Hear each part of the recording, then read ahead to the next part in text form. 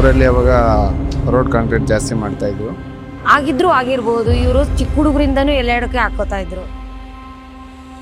4 ಜನ ಕೂತ್ಕೊಂಡು ಕನಿಷ್ಠ 2 ಅವರ್ ಹತ್ತಿರ್ತೀವಿ ನಾವು. ಈಗಿನ ಪರಿಸ್ಥಿತಿ ಕಾಯಿಲೆಗಳು ಗೊತ್ತಲ್ವ ಹೆಂಗೆ, ಯಾರು ಚೆನ್ನಾಗಿದ್ದವ್ರಿಗೂ ಗೊತ್ತೈತೆ, ಚೆನ್ನಾಗಿಲ್ದವ್ರಿಗೂ ಗೊತ್ತೈತೆ.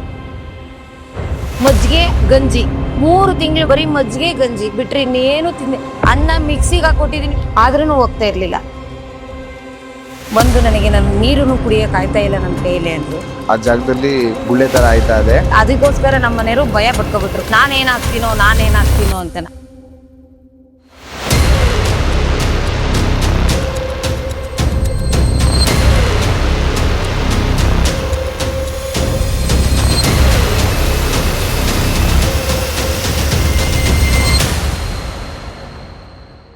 ನಾನಾಗ ನಿರ್ಧಾರ ಆಗ್ಬಿಟ್ಟಿದ್ದೆ ಯಾಕೆ ಬಿಟ್ಟ ಅಂತ ನನ್ನ ನೆನಪು ಇಷ್ಟೇ.